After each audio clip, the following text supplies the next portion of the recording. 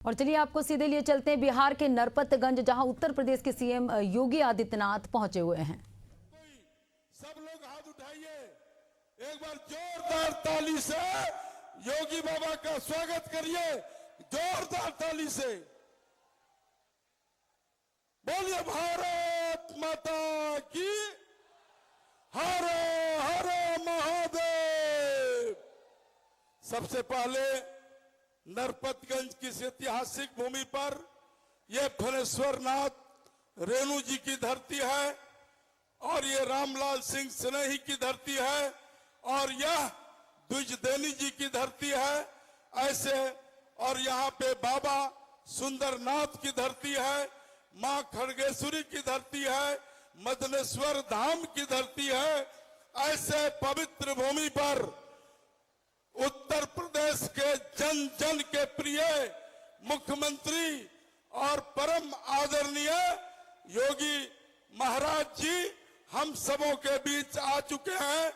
यहाँ के जनप्रतिनिधि होने के नाते मैं संपूर्ण अररिया जिला के तरफ से आपका हार्दिक स्वागत, अभिनंदन, चंदन और आपको सर झुका के नमन करता हूँ।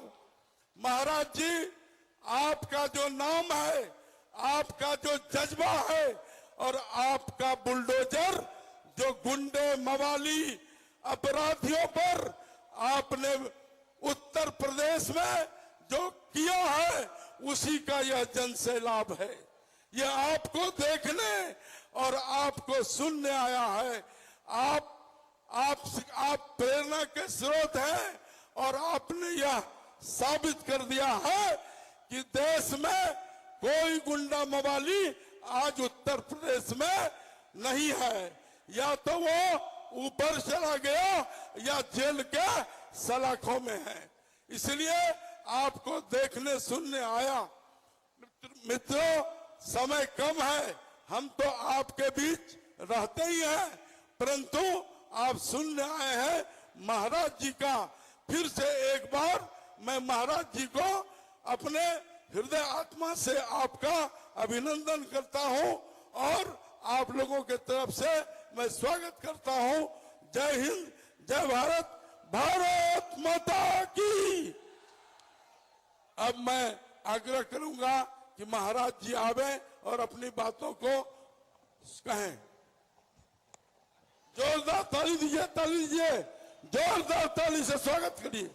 सियावर रामचंद्र भगवान की, सियावर रामचंद्र भगवान की। माता जानकी की, माता जानकी की।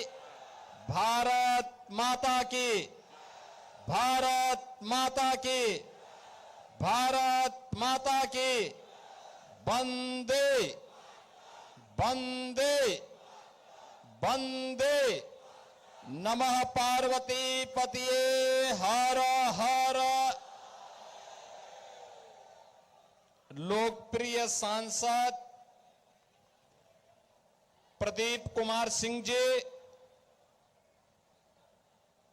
पूर्व केंद्रीय मंत्री और माननीय सांसद गुजरात श्री देबू सिंह चौहान जी, नरपतगंज से एनडीए की प्रत्याशी बहन देवंती यादव जी, विधानसभा के प्रभारी श्री राजेश चंद्र झा जी, विधानसभा के संयोजक श्री नवीन यादव जी, जदयू के जिलाध्यक्ष श्री आशीष पटेल जी, प्रदेश कार्य समिति के सदस्य उमानंद राय जी, जिला मंत्री आलोक शाह जी,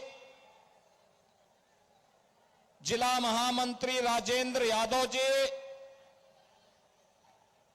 आकाश राज जी, नागेश्वर यादव जी, लोजपा के जिलाध्यक्ष श्री अरुण सिंह जी, भारी संख्या में नरपतगंज अररिया से जुड़े हुए मेरे सभी उपस्थित बहन और भाइयों, भक्ति और शक्ति की इस पावन धरा को जिसने अनेक महान क्रांतिकारियों को और साहित्यकारों को जन्म दिया है, ऐसी पावन धरा को कोटि बहनों और भाइयों, बिहार की धरती आर्यभट्ट भी देती है और बिहार की धरती ने ही आचार्य चाणक्य और चंद्रगुप्त मौर्य की जोड़ी भी बिहार की धरती की ही देन है देश को।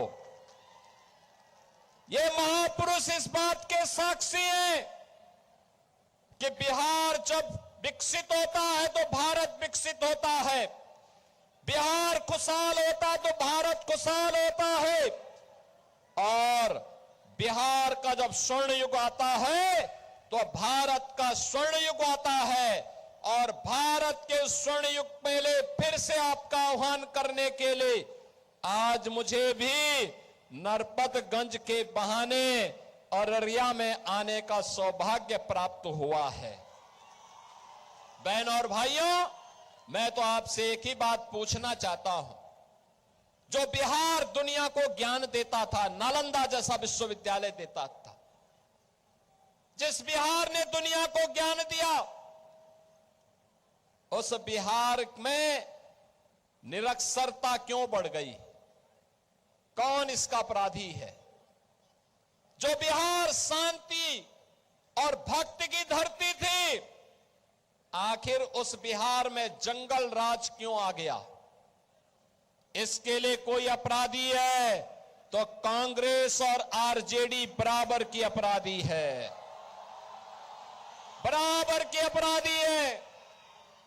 बहनों और भाइयों, इन्होंने यहां के समाज को बांटा, जाति को जाति से लड़ाया और फिर इसके बाद जातीय सेनाएं खड़ी करके पूरे समाज को बांट करके खानदानी माफिया को बिहार के अंदर अराजकता पैदा करने की पूरी छूट दे दी। परिणाम सबके सामने है। बिहार अपनी पहचान के लिए मोहताज हो गया।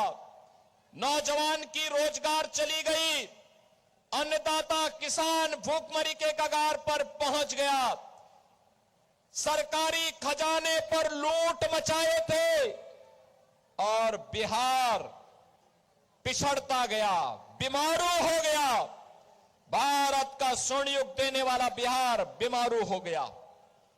बहनों और भाइयों, 2005 में नीतीश बाबू के नेतृत्व में एनडीए की सरकार बनी और पिछले 20 वर्षों में बिहार ने जो प्रगति की है, आज बिहार में क्या नहीं है?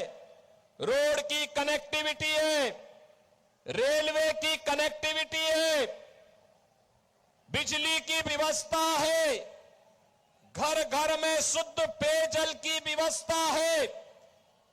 बिहार में अब मेट्रो का संचालन हो गया है। बिहार में अब एनआईटी है, आईआईटी है, एम्स है, आईएम है, मेडिकल कॉलेज और इंजीनियरिंग कॉलेजेस की एक लंबी श्रृंखला आज बिहार के अंदर है, जो समृद्ध बिहार बनाने के लिए सुशासन की सुदृढ़ नींव पर एक मजबूत आधार खड़ी हो चुकी है।